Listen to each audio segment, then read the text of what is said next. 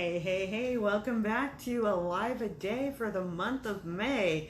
And this is not following the topic. Tonight I was going to show you glassware and the different kinds of glassware you can have, and I'm going to spit that out till next week. You know why? Because I don't use glassware. I use it. I have tons of it. I just don't use it. So I'd actually have to wash it and make it all beautiful and crystally and shiny so that you could see it. So I decided instead I was going to show you my infamous how to make dog food. Okay, so I actually received this recipe from Dennis Johnson. I mentioned that. And by the way, and I know I'm flipped and I didn't pre-record this so you could read my shirt, but it says on the one hand, so what? And on the other, who cares?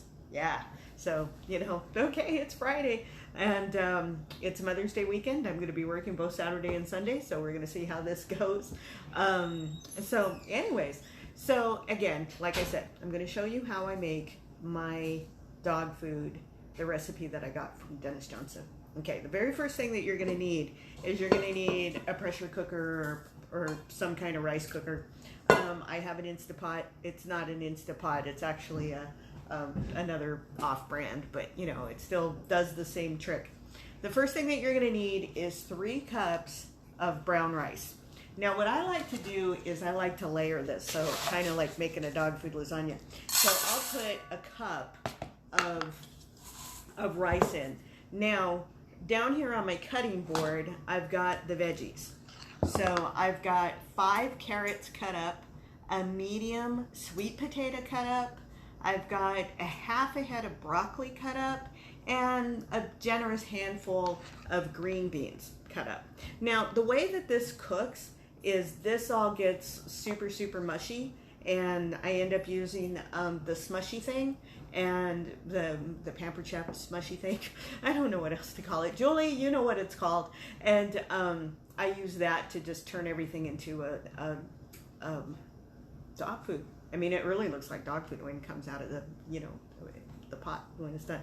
So anyways, I layer in a variety of some of those veggies. And then I add in the meat. Now, the original recipe was just chicken livers. And I was like, that's kind of boring. It needs a little more protein in my opinion. So I started to not only doing chicken livers, but chicken hearts and chicken bits. So here I've got some boneless chicken thighs. So I'm going to throw a couple of those in there. And then I have a bucket of chicken livers. Usually what I do is, it says fresh chicken livers. You want the juice too, because that helps make it, doggy yummy. And I always buy the one that has the biggest price, because that means it's the most chicken livers. So, and it usually runs you about $1.50, for one of these. And so I plop that in there. Then the next thing I do is I add another cup of rice on top of all that. And I have another chicken thigh. I'm going to throw in the rest of the veggies. And I'm sorry, I'm boiling eggs, so hold on just a second. So I throw in the rest of the veggies. And Baku's already, I'm smelling chicken stuff. I'm liking this chicken stuff. So anyways, you throw in the rest of the veggies. And then the last ingredient that I have is I've got a tray of chicken hearts. And these turn into little nuggets that the dogs just go, oh my God, I have to have the chicken hearts. And they cook up beautifully in this recipe. And so we'll just put those in there. And I apologize in advance if I have any vegan watchers. So, you don't need to see all this meat. So, and then I have my last cup of rice, and I put that over the top. So that is basically it, with the exception of, and I got to wash my hands because I was just handling poultry.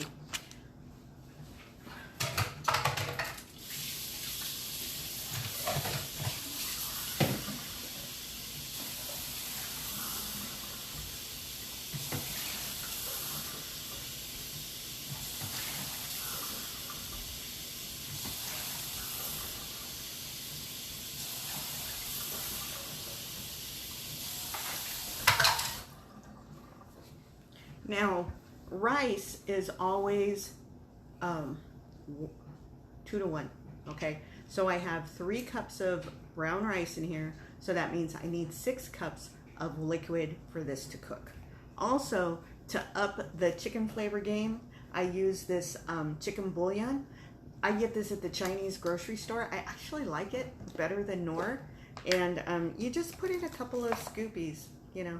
It comes with this teeny tiny stupid spoon, and I just go onesies and twosies. And that just ups, you know, and that just ups the chicken flavor game.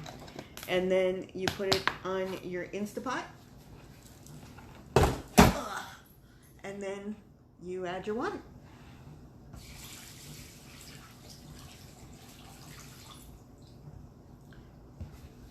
Then you put the lid on and you let it cook.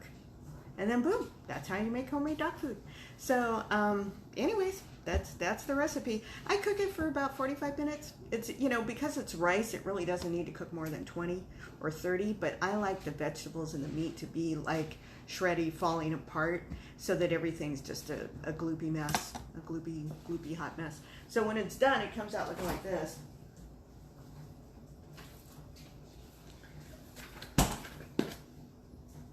Looks like dog food. Yeah. And, you know, and it's funny because it smells really good. But if it wasn't for the chicken livers, I'd probably just eat this for dinner. But I can't stand chicken livers, so, and I'm not a big fan of the hearts either. But, yeah, but, you know, with the string chicken, and if you leave out the offal, which is, you know, a fancy word for guts, then it's really super tasty. But hey, if you like chicken livers and you like chicken hearts, you probably just love this recipe. It's just as good munchy food. But it's good for their coats, it's good for their digestion, it's good for their bellies, it makes them super happy. And so there you go, how to make homemade dog food. So I am making chicken and salad for dinner, so I might come back on and show you how I make my mom's salad dressing, which is really, really cool. So I might just do that. I don't know. You might see me again. You might not. I don't know. You might see me tomorrow or the next day.